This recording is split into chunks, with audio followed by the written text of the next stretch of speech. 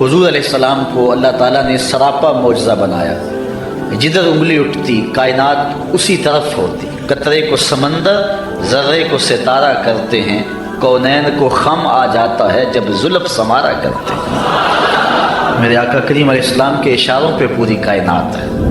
اللہ اکبر، ذرے اس خاک کے تابندہ ستارے ہوں گے جس جگہ آپ نے نالین اتارے ہوں۔ ہم تو اس نبی کے چاہنے، اس نبی کے ماننے والے ہیں۔ حضور کا ذکر سن کے اہل ایمان خوش بھی ہوتے ہیں اور ان کے ایمان میں اضافہ بھی ہوتا ہے، اور ان کو ٹھنڈ بھی پڑتی ہے اور ان کی روح بھی رقص کرتی ہے۔ تو آؤ حضور علیہ السلام کے کچھ معجزات آپ تک پہنچاؤں۔ حضرت انس رضی اللہ تعالی عنہ روایت کرتے ہیں، امام بخاری نے اور امام مسلم نے اس حدیث کو اپنی اپنی اسناد کے ساتھ بیان کیا ہے۔ حضرت انس حضور کے خادم خاص ہیں، ویسے سارے صحابہ حضور کے خادم تھے، میں بھی حضور کا نوکر ہوں، آپ بھی حضور کے نوکر ہیں، تو لیکن جب کہا جائے کہ حضور کے خادم کا نام کیا ہے تو نام حضرت انس کا آتا ہے۔ ان کے والد تھے حضرت ابو طلحہ اور والدہ تھی ام سلیم، اور یہ ایسے خوش نصیب لوگ ہیں کہ ان کے بارے میں فرمایا گیا کہ ام سلیم جیسی بیوی کوئی نہیں اور ابو طلحہ جیسا شوہر کوئی نہیں۔ حضور جب ہجرت فرما کے مدینہ تشریف لائے نا تو حضرت انس اس وقت چھوٹی عمر میں تھے، تو حضرت ام سلیم ان کو لے کر کے حضور کی خدمت میں چلی گئیں اور عرض کی حضور یہ گھر کے کام کاج کیا کرے، کوئی گھر کا سودا سلف لانا ہو تو یہ آپ کی نوکری کیا کرے۔ پھر حضور حضرت انس سے بے پناہ محبت کیا کرتے، کبھی انس کہتے، کبھی انیس کہتے، کبھی یا ذل او ذنین او دو کانوں والے، کبھی یوں پیار کرتے۔ کہتے ہیں ایک بوٹی تھی نمکین، میں پہاڑوں سے کاٹ کے لاتا تھا اور اپنے ہم عمر بچوں کو دیتا، اس بوٹی کا نام حمزہ تھا۔ حضور نے مجھے ایک دن دیکھا اور فرمایا یا ابا حمزہ، او ابو حمزہ۔ حضور مجھے ابو حمزہ کہہ کے بھی پکارتے، انیس بھی کہتے، انس بھی کہتے، اور مجھے یا ذل او ذنین او دو کانوں والے یہ کہہ کے بھی پکارتے تھے۔ حضور بڑی محبت کرتے، 10 سال تک انہوں نے حضور کی نوکری کی ہے، اور کہتے ہیں 10 سال میں ایک بار بھی ایسی نہیں آئی کہ حضور نے مجھے جھڑکا ہو، بس مجھے پیار ہی کیا ہے، جو کہ رحمت للعالمین جو ہیں۔ اب حضرت انس اس کو روایت کرتے ہیں، وان انس قال کان النبی صلی اللہ علیہ وسلم عروسا بزینب، کہتے ہیں جس دن حضرت زینب سے حضور کا نکاح ہوا۔ حضرت انس کے لفظ سنیے، کان النبی صلی اللہ علیہ وسلم عروسا بزینب، جس دن حضور حضرت زینب کے دولہے بنے۔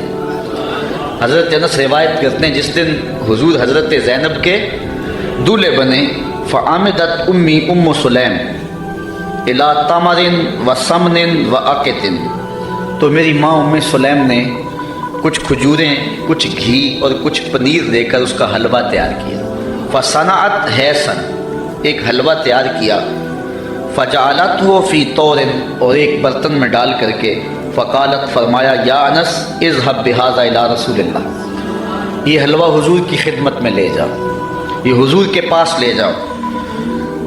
اچھا کہتے ہیں کہ فقل، اور ساتھ حضور سے کہنا، بعثت بهذا الیک امی، حضور یہ حلوہ میری ماں نے بھیجا ہے، یہ حلوہ میری ماں نے بھیجا۔ حضرت ابی بن کعب کہتے ہیں کہ میں ایک دن تلاوت کر رہا تھا تو حضور گزرے اور حضور رک کر کے سنتے رہے، بعد میں حضور سے ملاقات ہوئی تو فرمایا ابی میں گزرا تھا، میں نے تیرا قرآن پڑھنا سنا ہے۔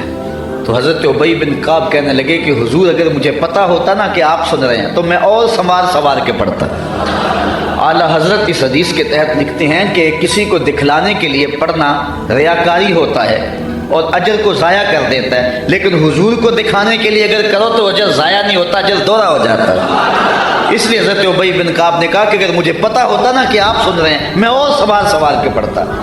حضرت انس کی ماں نے کہا کہ حضور کو بتانا کہ یہ میری ماں نے بھیجا ہے، چونکہ جب حضور کو بتاؤ گے تو حضور دعا دیں گے۔ ایک دن حضور کسی صحابی کے گھر کے دروازے پہ گئے اور آقا کریم کی عادت یہ تھی کہ السلام علیکم کہتے، جا کر السلام علیکم، وہ دروازے پہ کھڑا تھا، سن لیا حضور آئے ہوں تو پتہ نہ چلا ہو کہ کون آیا ہے۔ اب اس نے منہ کے اندر کہا وعلیکم السلام، آواز کو اونچا نہیں کیا۔ حضور نے پھر کہا السلام علیکم، تو حضور علیہ السلام نے جب کہا تو اس نے پھر جو ہے وہ چپکے سے کہا وعلیکم السلام۔ پھر حضور نے تیسری مرتبہ کہا السلام علیکم، تو اس نے پھر چپکے سے وعلیکم السلام کا، اور حضور کی عادت تھی 3 مرتبہ کہتے اور پھر واپس چلے جاتے۔ تو حضور واپس پلٹے تو صحابی حضور کے پیچھے بھاگے۔ حضور فرمایا میاں میں نے تو 3 مرتبہ سلام کہا تھا۔ تو حضور کی بارگاہ میں عرض کی حضور میں نے تینوں بار جواب دیا تھا، لیکن میں نے اونچی جواب اس لیے نہیں دیا تھا کہ حضور بار بار سلامتی کی دعا دیتے رہے۔ اگر میں پہلی مرتبہ ہی وعلیکم السلام کہہ دیتا تو آپ دوسری 2 مرتبہ تو نہ کہتے، تو آپ بار بار مجھے سلامتی کی دعا دیتے رہیں۔ حضرت انس کی ماں نے اس لیے جو ہے وہ اپنے بیٹے کو کہا کہ جا کے بتانا تاکہ حضور دعا دے دیں۔ تو کہا کہ جا حضور سے کہنا کہ حضور یہ میری ماں نے بھیجا ہے، وَهِيَ تُقْرِئُكَ السَّلَامَ، اور حضور وہ آپ کو سلام بھی کہتی تھی، آپ کو سلام بھی کہتی تھی۔ کتنا خوبصورت انداز حضرت انس کی والدہ کا۔ ہمارے یہاں ایک ساتھی ہیں، میں عمرے پہ حاضر ہوا تو میں ایئرپورٹ پہ تھا تو انہوں نے اپنی والدہ سے میری بات کروائی، تو بڑے لوگوں نے کہا وہاں حضور علیہ السلام کی بارگاہ میں ہمارا سلام پیش کرنا، لیکن اماں جی کا انداز اتنا میٹھا تھا اور اتنا پیارا تھا تو مجھے فون پہ کہنے لگے جا کے سرکار نے میرا سلام علیکم دے دینا۔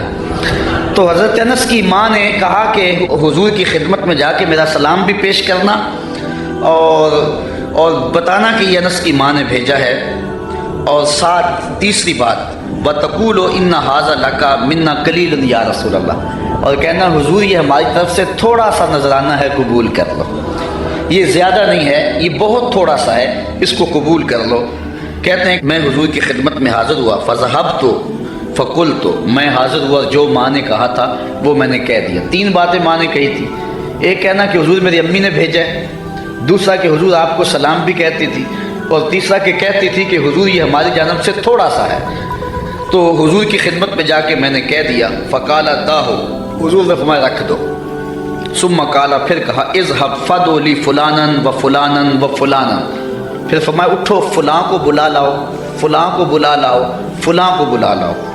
رجالا سماہم، حضور نے بہت سارے لوگوں کے نام بتائے کہ جاؤ فلاں کو بھی بلا کر کے لاؤ، فلاں کو بھی بلا کر کے لاؤ، اور پھر فرمایا وَدْعُ لِي مَنْ لَقِيتَ، اچھا جو بھی ملے اس کو بھی دعوت دے آنا۔ کچھ لوگ نام بنام بتائے کہ ان کو تو جا کے بلا کے لاؤ نا، اور ان کو پیغام میرا دے کے آؤ، اور پھر کرنا راستے کے اندر اگر تمہیں کوئی ملے تو اسے بھی کہہ دینا کہ تیری حضور کے گھر دعوت ہے۔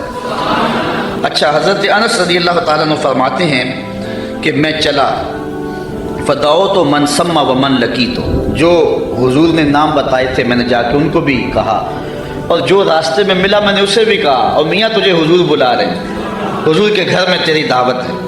فرجعت فائز البیت غاص باہلہ، کہتے جب میں واپس پلٹا نا تو حضور کا ویڑا لوگوں کے ہجوم سے بھرا ہوا تھا۔ یار کوئی منسٹر دعوت دے کہ بیٹے کی شادی ہے آنا تو لوگ پھولے نہیں سماتے، بتاتے پھرتے آج میں بڑا مصروف ہوں، میاں آج کیا ہے جی؟ آج میں نے شادی پہ جانا ہے۔ یار جس کو منسٹر بلائے، جس کو ایم پی اور ایم این اے بلائے، وہ تو خوشی سے پھولا نہ سمائے کہ آج فلاں گھر میری دعوت ہے، پھر ان کی خوشی کا عالم کیا ہوگا جن کی دعوت محمد عربی کے گھر میں تھی۔ تو کہتے جب واپس پلٹا تو گھر بھرا ہوا تھا لوگوں سے۔ اچھا تابعی نے جس نے حضرت انس سے روایت سنی اس نے کہا فقلت لانس، میں نے انس سے کہا، قیل لانس، حضرت انس سے کہا گیا عددکم کم کان، کہ لوگ تھے کتنے جن لوگوں سے گھر بھرا ہوا تھا، اور ان کی تعداد کوئی اندازہ ہے؟ حضرت انس کہنے لگے 300 کے قریب ہوں گے لوگ۔ میں ایسے گیا اور ایسے پلٹ کے آ گیا، اور جب واپس آیا تو 300 لوگوں سے حضور کا گھر بھرا ہوا تھا۔ اب آقا کریم علیہ السلام نے فرمایا، حضرت انس کہتے ہیں فرأیت النبی صلی اللہ علیہ وسلم وضع یدہ علی تلک الحیضہ، کہ حضور نے اپنا دست برکت اس پیالے پہ رکھ دیا، اس حلوے پر اپنا دست شفا، دست نور، دست برکت، دست رحمت اس پیالے پر رکھ دیا، اور وتکلم بما شاء اللہ، اور جو اللہ نے چاہا وہ حضور نے پڑھا، ہاتھ رکھا، کھانے کو سامنے رکھا، اور پھر جو اللہ نے چاہا حضور نے وہ تلاوت کی۔ اللہ اکبر۔ اب کوئی ضد کرتا ہے کہ میں سامنے کھانا نہیں رکھنا تو نہ رکھے، اس کی مرضی، لیکن حدیث یہی ہے کہ حضور علیہ السلام نے سامنے رکھا، ہاتھ بھی رکھا، اور جو اللہ نے چاہا پڑھا بھی حضور نے۔ اچھا پھر اس کے بعد کیا کیا؟ ثم جعل یدعو عشرۃ عشرۃ یاکلون منہ، فرمایا 10 آتے جاؤ، 10 آتے جاؤ، 10 لوگ آتے گئے، ویقولو، اور حضور علیہ السلام ان کو فرماتے تھے لہم ان کو اذکر اسم اللہ ولیاکل کل رجل مما یلیہ، کہ ہر شخص اللہ کا نام لیتا جائے اور اپنے سامنے سے کھاتا جائے۔ قال فاکلوا حتی شبعوا، کہتے ہیں کہ لوگ کھا گئے حتیٰ کہ رج گئے۔ فخرجت طائفۃ ودخلت طائفہ، ایک گروہ جاتا دوسرا آ جاتا۔ حتی اکلوا کلہم، یہاں تک کہ سب نے ایک پیالے سے کھانا کھا لیا۔ قال لی یا انس ارفع، حضور نے مجھے کہا انس، جب سب لوگ کھا چکے تو حضور فرمایا انس پیالہ اٹھا لو، یہ برتن اٹھا لو۔ فرفعتو، کہتے ہیں میں نے وہ برتن اٹھا لیا۔ اب آگے حضرت انس کی سنیے، کہتے ہیں فما ادری ہینا وضعت اکثر ام ہینا رفعت، حضرت انس کہتے ہیں میں فیصلہ نہیں کر سکتا کہ جب میں نے پیالہ رکھا تھا حلوہ اس وقت زیادہ تھا یا جب اٹھایا تھا اس وقت زیادہ تھا۔ حضور علیہ السلام کا ایک اور معجزہ سنیے، حضرت ابو ہریرہ رضی اللہ تعالیٰ عنہ روایت کرتے ہیں، ہمارے ادھر ایک مولوی صاحب ہوا کرتے تھے، سیدھے سادھے بھولے بالے، درس نظامی تو نہیں پڑھے تھے لیکن حضور کے ساتھ پیار بڑا رکھتے تھے، اللہ ان کی مغفرت فرمایا، فوت ہو چکے ہیں۔ تو کسی نے ان سے پوچھا کہ حضرت ابو ہریرہ کو ابو ہریرہ کیوں کہتے ہیں، حضرت ابو ہریرہ کو ابو ہریرہ کیوں کہتے ہیں؟ تو انہوں نے جواب دیا، کہنے لگے کہ ابو ہریرہ کو ابو ہریرہ اس لیے کہتے ہیں کہ وہ ہر ویلے حضور کے پاس رہتے تھے۔ ابو ہریرہ کو ابو ہریرہ اس لیے کہتے ہیں کہ وہ ہر ویلے حضور کے پاس رہتے۔ اس کا سبب تو اور ہے لیکن چلو آج یہی ترجمہ کر لیتے ہیں کہ حضرت ابو ہریرہ ہر ویلے حضور کے پاس ہی رہتے تھے اور ان کے مقدر کہ وہ حضور کے پاس رہتے تھے۔ اچھا، حضرت ابو ہریرہ رضی اللہ تعالی عنہ اصحاب صفہ میں سے، اسلام کی پہلی یونیورسٹی صفہ اس کے طالب علم ہیں اور حضور سے بلا تعین اوقات انہوں نے پڑھا ہے اور آقا کریم نے ان کے سینے کے اندر علم کوٹ کوٹ کے بھر دیا۔ کہتے ہیں میں بہت کچھ سنتا تھا بھول جاتا تھا، پھر ایک عرض کی انی اسمع منک حدیثا کثیرا، بہت کچھ سنتا ہوں لیکن یاد نہیں رہتی۔ فرمایا ابسط ردا کا یا ابا ہریرہ، چادر بچھا لو۔ پھر چادر بچھی تو حضور نے یوں کو شے ڈال دی، فرمایا سمیٹو سینے سے لگاؤ۔ کہتے ہیں سینے سے لگایا پھر بھول نہیں سکا۔ حضرت ابو ہریرہ نے حضور علیہ السلام سے کثرت کے ساتھ احادیث امت کو پہنچائی۔ اصحاب صفہ میں تھے، کوئی شخص خدمت کر جاتا، کوئی گھر میں چیز کسی نے تیار کی دے جاتا، کھا لیتے، بھوک بھی کاٹتے۔ کہتے ایک دن ایسا تھا کہ اتنی بھوک لگی کہ کھانے کے لیے کچھ نہ تھا اور میری کمر بھی سیدھی نہیں ہو رہی تھی۔ میں مسجد نبوی کے ایسے زاویے میں جا کے بیٹھ گیا جہاں لوگوں کا گزر ہوتا تھا۔ میرا خیال یہ تھا کوئی گزرتا گزرتا مجھے دیکھے گا اور میرے چہرے پر بھوک اور پیاس کے آثار دیکھے گا تو کوئی میری ضیافت کرے گا اور میری کمر سیدھی ہو جائے گی، لیکن جو بھی آتا سلام لے کے گزر جاتا، کسی نے اس پہ غور نہ کیا۔ خیر حضرت عمر رضی اللہ تعالیٰ عنہ آئے تو میں نے ان سے قرآن مجید کی کسی آیت کے بارے میں پوچھا۔ میرا خیال تھا کہ یہ آیت بھی بتائیں گے اور ساتھ میرے سے ہم کلام بھی ہوں گے اور میرے اندر کی کیفیت جان جائیں گے۔ انہوں نے مجھے آیت بتائی اور جلدی سے چلے گئے۔ میں پھر پریشان۔ پھر حضرت ابو بکر صدیق رضی اللہ تعالیٰ عنہ آئے، میں نے ان سے بھی کوئی مسئلہ شرعی پوچھا، انہوں نے مسئلہ بتایا اور چلے گئے۔ میں دل میں سوچا کہ میرا مسئلہ تو حل نہ ہوا۔ کہا پھر میں بیٹھا تھا کہ دل و قلب و نگاہ کا مرشد اولین آ گئے، حضور آ گئے۔ میں نے حضور سے بھی کوئی مسئلہ پوچھا، حضور نے میری جانب غور سے دیکھا اور پھر مسکرا پڑے اور کہا ابو ہریرہ بھوک لگی ہوئی ہے؟ میں نے عرض کی حضور مجھے بھوک لگی ہوئی ہے۔ فرمایا میرے پیچھے آ جاؤ۔ حضور علیہ السلام نے اہل خانہ کو کہا کہ کوئی چیز ہے کھانے کے لیے؟ انہوں نے کہا کسی طرف سے دودھ کا ایک پیالہ آیا ہے۔ کہتے کہ میری جان میں جان آئی، لیکن حضور نے فرمایا ابو ہریرہ جو صفہ پہ بیٹھے ہیں ان کو بھی بلا لا۔ صرف ابو ہریرہ رضی اللہ تعالی عنہ سے ہی پیار نہیں ہے، جو باقی خادم ہیں ان سے بھی پیار ہے۔ آقا تو سب کے ہیں نا، وہ بھی بھوک میں تڑپ رہے ہیں، کہا ان کو بھی بلا لاؤ۔ کہتے میں گیا ان کو بلا لایا، پھر حضور نے مجھے پیالہ دیا اور کہا دائیں سے شروع ہو جاؤ۔ میں اس پیالے کو پیش کیا اور ایک شخص سیراب ہو کے پی جاتا ہے، میں نے غور کیا تو ایک قطرہ بھی کم نہیں ہوا تھا۔ مجھے تسلی ہو گئی، میں نے دوسرے کو دیا، تیسرے کو دیا، 70 آدمی دودھ پی گئے اور پیالے میں کمی واقعہ لگتا یہ تھا اللہ نے اس دودھ کا تعلق حوض کوثر کی نہر سے جوڑ دیا تھا۔ کہتے ہیں 70 آدمی دودھ پی گئے۔ پھر حضور فرمایا ابو ہریرہ کون باقی؟ میں نے عرض کی حضور ایک آپ باقی، ایک میں باقی۔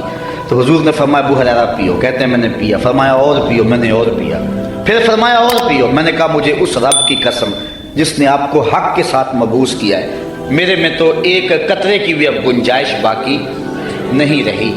تو حضور علیہ السلام نے میرے ہاتھ سے پیالہ لیا اور نوش جاں کیا۔ اعلیٰ حضرت فرماتے ہیں ہاں جناب ابو ہریرہ کیسا تھا وہ جام شیر، ہاں جناب ابو ہریرہ کیسا تھا وہ جام شیر جس سے 70 صاحبوں کا دودھ سے منہ بھر گیا، 70 آدمی دودھ کے ایک پیالے کو پی گئے۔ میرے استاذ المکرم قبلہ مفتی حبیب اللہ صاحب رحمۃ اللہ تعالی علیہ فرمایا کرتے تھے کہ ایک پہلو تو یہ ہے کہ دودھ کا ایک پیالہ 70-72 آدمیوں کو کافی ہو گیا، ذرا تھوڑا سا ادھر بھی غور کرو کہ 2 جہاں کا سردار ہے، 71 آدمیوں کا جوٹا پی رہا ہے۔ یہ پہلو بھی تمہارے پیش نظر رہنا چاہیے کہ 2 جہاں کا سردار ہو کے اتنے آدمیوں کا جوٹا پی رہا ہے۔ اللہ اکبر۔ آئیے حضور علیہ الصلوۃ والسلام کہ ایک اور معجزہ کو سنتے ہیں اور اپنے ایمان کو تازہ کرتے ہیں۔ حضرت جابر رضی اللہ تعالی عنہ روایت کرتے ہیں، کہتے ہیں حدیبیہ کے مقام پہ آقا کریم وضو کرنے لگے تو لوگ اکٹھے ہو گئے۔ فرمایا کیا ماجرا ہے؟ عرض کی کہ حضور پانی نہیں ہے، تو اس لیے لوگ جو ہیں وہ پیاس سے تڑپ رہے ہیں۔ تو آقا کریم علیہ السلام نے جو ہے وہ کوزے کے اندر اپنا دستے برکت ڈال دیا۔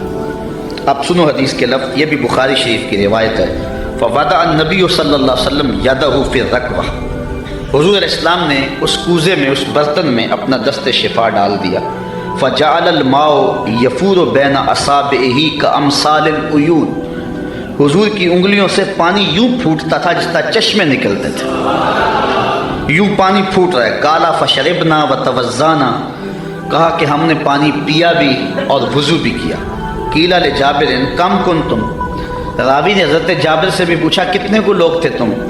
قال لو کنا 100,000 لکفانا، کہا لاکھ بھی ہوتے تو کافی تھا، لاکھ بھی ہوتے تو کافی تھا۔ کنا 15 لیکن ہم تھے جو ہیں وہ 1500، لیکن اگر وہ لاکھ بھی ہوتے تو وہ پانی کم نہ پڑتا۔ یہاں اعلیٰ حضرت کا اسلوب پھر دیکھیے، آپ فرماتے انگلیاں ہیں فیض پر، ٹوٹے ہیں پیاسے جھوم کر، انگلیاں ہیں فیض پر، ٹوٹے ہیں پیاسے جھوم کر، ندیاں پنجاب رحمت کی ہیں جاری واہ واہ، ندیاں پنجاب رحمت کی ہیں جاری واہ واہ۔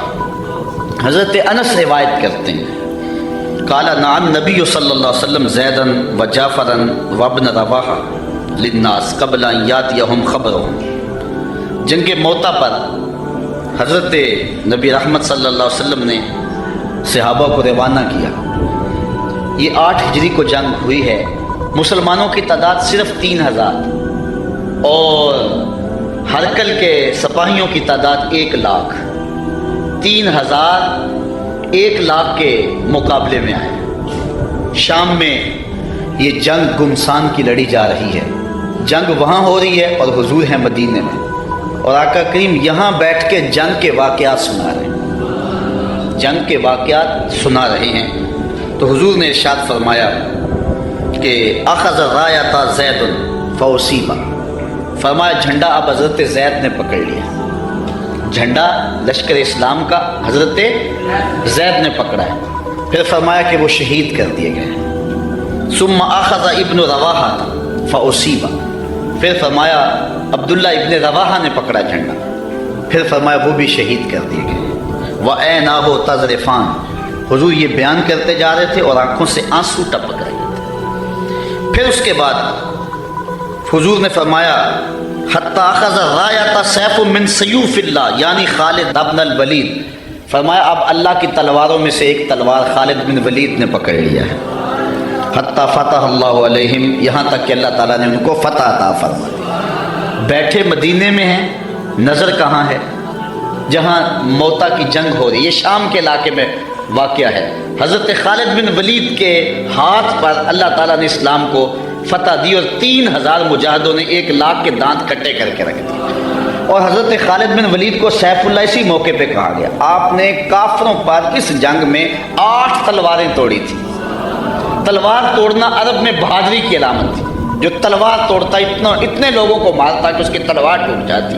اس جنگ میں 8 تلواریں توڑی حضرت خالد بن ولید۔ ساری زندگی حضرت خالد بن ولید کی آرزو رہی کہ میں بھی شہید ہو جاؤں راہ خدا میں، لیکن یہ ان کی آرزو پوری نہ ہو سکی، اس لیے کہ وہ اللہ کی تلوار تھے، اور اللہ کی تلوار کو کون توڑتا۔